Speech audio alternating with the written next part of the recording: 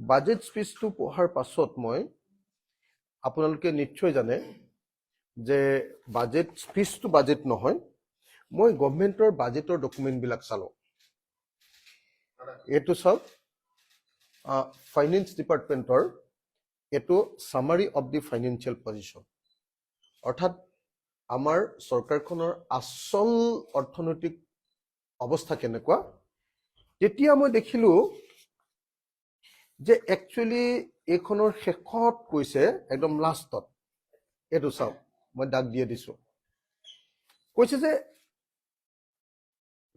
31 March 2026, এতিয়াতো March, April, মে, June, July, হয়নে?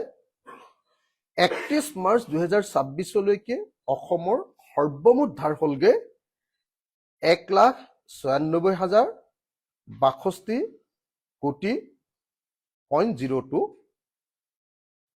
কোটি টকা। তাৰমানে 1,96,000 কোটি টকাৰ আমাৰ ধাৰ 31 মাৰ্চ 2026লৈ। তাৰপিছত এইখিনি সময়ত নিশ্চয় আৰু 20ৰ পৰা 25,000 কোটি টকা ধাৰ লৈছে এই সময়খিনিত, 20-25,000 কোটি টকা। তাৰপিছত আকৌ বাজেটখন যেতিয়া পঢ়িলোঁ, বাজেটখন পঢ়োতে দেখিলোঁ যে নহয়, আকৌ নতুনকৈ ধাৰ ল'ম বুলি কৈছে 30,000 কোটি টকা। আকৌ কৈছে যে নতুনকৈ ধাৰ ল'ম আমি 30,000 কোটি টকা। এইবাৰ ক'লে যে নহয়, আৰু নতুন ধাৰ ল'ম আমি 30,000 কোটি টকা। এইটো ক'লে যে নতুনকৈ ধাৰ ল'ম 30,000 কোটি টকা। যদি আজিৰ দিনটোত, মানে আজিৰ দিনটোত নহয়, 31 মাৰ্চত যদি অসমৰ ধাৰ আছিলে 1,96,000 কোটি টকা, মানে 2 লাখ কোটি টকাই ধৰক, 4,04,000 কোটি টকা কম। 2 লাখ কোটি টকা ধাৰ যদি 31 মাৰ্চত আছিলে, এই সময়খিনিত যদি 20,000 কোটি টকা আৰু নতুনকৈ ল'লে, সেইটো কেইদিনমানৰ পাছতহে ওলাবগে, সেইটো মানে 31 মাৰ্চতহে উলিয়াই। 20,000 কোটি টকা ল'লে তেতিয়াহ'লে কিমান হ'ল? 2,20,000 আৰু কিমান ল'ব? 30,000 কোটি টকা। তাৰমানে অসমৰ ধাৰ এই বাজেট শেষ হোৱাৰ দিনটোত, অহা 31 মাৰ্চত অসমৰ ধাৰ হ'ব প্ৰায় 2.5 লাখ কোটি টকা। অথচ অসমৰ মুখ্যমন্ত্ৰীয়ে কৈছে, মই অসমৰ মুখ্যমন্ত্ৰীৰ গোটেই ফেচবুক পেজবিলাক যিমান কৈ আছে বাজেটটো ভাল হৈছে ভাল হৈছে বুলি যিমান কৈছে, চালো যে এইবাৰৰ বাজেটখন হ'ল 2,782 কোটি টকাৰ। কি ক'লো কথাটো বুজিলেনে?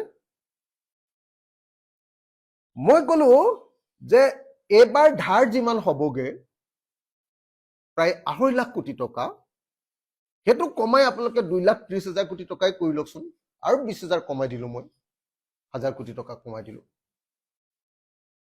2,30,000 কোটি টকা হ'ব। কিন্তু বাজেট হ'ল 2,782 কোটি টকাৰ বাজেট। এইটোতো মোৰ পেজ নহয়, আৰু এইটো হিমন্ত বিশ্ব শৰ্মাৰ পেজ, মই উলিয়াই আনি দিছো আপোনালোকক। বাজেটখন 2 লাখ কোটি টকাৰ আৰু ধাৰটো 2,30,000 বা 2,50,000 কোটি টকা। তাৰমানে আজিৰ দিনটোত অসমৰ এবছৰৰ গোটেই বাজেটটোতকৈ আমাৰ ধাৰ বেছি আছে, গোটেই বাজেটটোতকৈ আমাৰ ধাৰ বেছি আছে।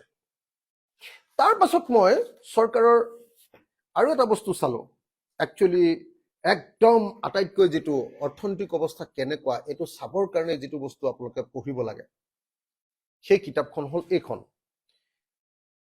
Statement laid before the Assam Legislative Assembly as required under the Assam Fiscal Responsibility and Budget Management Act 2005, 2026-27, Jayanta Malla বৰুৱাই। ইয়াত কি কৈছে জানেনে? যে আমাৰ যিটো গ্ৰোথ ৰেট, আমাৰ যিটো জিডিপি গ্ৰোথ ৰেট, বুজিছেনে? সেই জিডিপি গ্ৰোথ ৰেটটোতকে আমাৰ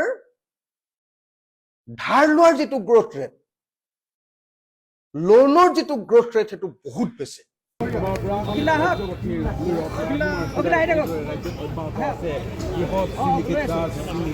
ক'লা এক অধ্যায় ইতিমধ্যে 6